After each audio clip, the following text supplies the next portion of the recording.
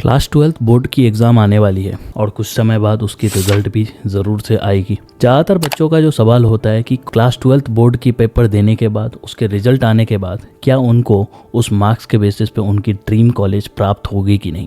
और इस खोज में ज़्यादातर बच्चे एंट्रेंस एग्ज़ाम देने की तरफ जाते हैं, चाहे वो नेशनल एंट्रेंस एग्ज़ाम हो या स्टेट एंट्रेंस एग्ज़ाम हो, जैसे कि जेईई मेन, एमएसटी, सीयूईटी। कुछ बच्चों को एंट्रेंस एग्ज़ाम और काउंसलिंग के बेसिस पे कुछ government college, IITs, triple IITs, NITs, इन सब में एडमिशन मिल भी जाता है। लेकिन ज़्यादातर बच्चे ऐसे होते हैं जो कि क्रैक नहीं कर पाते हैं इन एंट्रेंस एग्जाम्स को, क्योंकि बहुत ज़्यादा भीड़ है, सीट्स बहुत कम है और बच्चे बहुत ज़्यादा हैं जो कि इन एंट्रेंस एग्जाम्स में बैठते हैं। और इसकी बदौलत कुछ बच्चों को गवर्नमेंट एग्जाम्स क्रैक करने के बाद गवर्नमेंट कॉलेज प्राप्त हो जाती है। लेकिन ज़्यादातर बच्चे ऐसे होते हैं जिनको मजबूरन प्राइवेट सेक्टर की तरफ जाना पड़ता है और उन्हीं प्राइवेट सेक्टर में वो अपना ड्रीम कॉलेज ढूंढने की कोशिश करते हैं और यहीं से प्राइवेट कॉलेज की जो बिजनेस अप्रेंटिस है वो चलती है।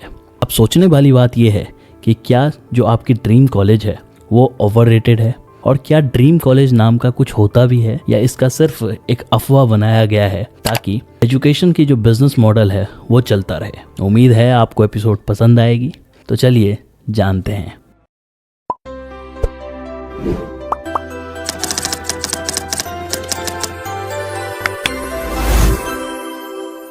देखिए, हर कोई टॉप कॉलेज में जाने का सपना देखता है, या मानते हुए कि वही एक सफलता का गारंटी है उनके लिए। लेकिन क्या हमेशा ये सोचना कि ड्रीम कॉलेज में अगर आपका एडमिशन हो गया तो आपकी करियर सेट है, आपको अच्छा भविष्य मिलने वाला है, क्या ये सही है? मुझे लगता है बिल्कुल नहीं। देखिए, हमारी एजुकेशन सिस्टम कभी भी उस दौर की नहीं रही है। हालांकि जो पहले ज़माने में एजुकेशन दी जाती थी ट्यूटर्स के द्वारा या यूं कहें फैकल्टी के द्वारा, वो कुछ हद तक नॉलेज के लेवल पे खरे उतरते थे। लेकिन जो एजुकेशन सेक्टर में आज पढ़ाया जाता है वो कहीं ना कहीं लैक कर रही है और उस लेवल की अब बची भी नहीं, क्योंकि ज़्यादातर जो एजुकेशन सेक्टर है वो कंपटीशन और एक बिजनेस अप्रेंटिस की तरह देखी जाती है, जहाँ पेरेंट्स जो है वो अच्छी कॉलेज या यूं कहें अच्छी इंस्टीट्यूट में बच्चों को इसलिए पढ़ाना चाहते हैं ताकि वो एक अच्छी जॉब प्राप्त कर सके, एक अच्छी करियर बना सके। और ज़्यादातर संस्थाएं या कॉलेजेस बिजनेस मॉडल इस तरह चला रहे हैं ताकि उनको ज़्यादा से ज़्यादा बच्चों का एडमिशन मिले और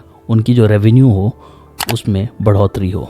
रैंकिंग, प्रसिद्धि, एलुमनाई, हाई सैलरी और कभी कभी कैंपस की ग्लैमर जैसी चीज़ों को लेकर कॉलेज की प्रतिष्ठा बनती है। लेकिन क्या ये केवल सही कारण है एक कॉलेज को डिसाइड करने की? देखिए, सच्चाई यह है कि एक टॉप कॉलेज में भी चुनौतियां बहुत बड़ी होती है, जैसे कि बड़े बैच साइज, कठोर प्रतिस्पर्धी यानी कि बहुत ज़्यादा कंपटीशन आपको देखने को मिलेगा, व्यक्तिगत ध्यान की कमी यानी कि कोई भी पर्सनल टच आपके लिए नहीं रहेगा, क्योंकि जो फैकल्टी होंगी वो उनको बहुत सारे बच्चों को एक साथ पढ़ाना होगा, ओवर क्राउडेड कैंपस होगा। और ड्रीम कॉलेज आपके करियर लक्ष्यों से मेल खा रही है कि नहीं, ये भी आपको देखना है। फॉर एग्जाम्पल, बहुत सारे ऐसे भी कॉलेज हैं जिसमें एक पर्टिकुलर कोर्स उनकी अच्छी हो। अब जिस कोर्स में आप एडमिशन लिए हो, ज़रूरी नहीं है कि उस कॉलेज में वो कोर्स अच्छा से आपको पढ़ाया जाए, उसकी फैकल्टी बहुत अच्छा उसमें मिले। इसलिए आपकी जो कॉलेज है वो आपकी जो एम है या यूं कहे आपकी जो कोर्स है उससे मैच होनी चाहिए कि वो उस लक्ष्य को आपका पूरा कर रही है कि नहीं। रैंकिंग से प्रभावित होने की बजाय इन चीज़ों को ध्यान में रखें।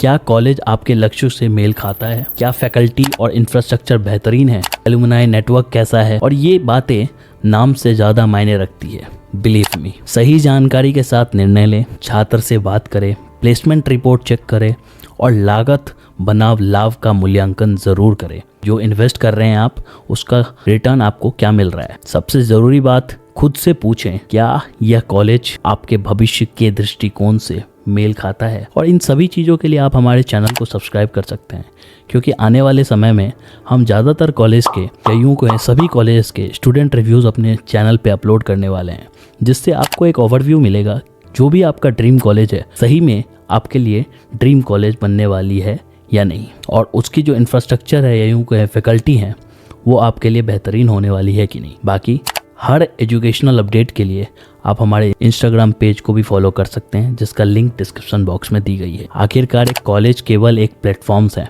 आपकी मेहनत, स्किल्स और एडॉप्टेबिलिटी कितना ग्रैब कर रहे हो आप, वही चीज़ें सफलता को प्रभावित करने वाली है। तो क्या आपका ड्रीम कॉलेज ओवररेटेड है? शायद हाँ, या ना भी, लेकिन ये सवाल ज़रूर पूछे किसी भी कॉलेज में एडमिशन लेने से पहले। अपने पेरेंट्स का सहारा लें एडमिशन लेने के टाइम में। बहुत सारे ऐसे भी बच्चे होते हैं जो डायरेक्टली अपने दोस्तों को कहने पे एडमिशन ले लेते हैं। तो अगर आप ऐसा कर रहे हैं तो बिल्कुल ये गलतियां ना करें। बाकी हमें उम्मीद है आपको ये एपिसोड पसंद आई होगी, और किसी भी तरह का कोई भी डाउट या क्वेरी है तो आप नीचे कमेंट सेक्शन में ज़रूर पूछें। बाकी आपको क्या लगता है, ड्रीम कॉलेज नाम का कुछ ऐसा होता है? आपको स्किल्स पे ज़्यादा निर्भर होना चाहिए बजाय बड़े ब्रांड्स और बड़े नाम के? कमेंट सेक्शन में ज़रूर बताएं। और इसी तरह के अपडेट्स के लिए आप हमारे चैनल को भी सब्सक्राइब कर सकते हैं। धन्यवाद।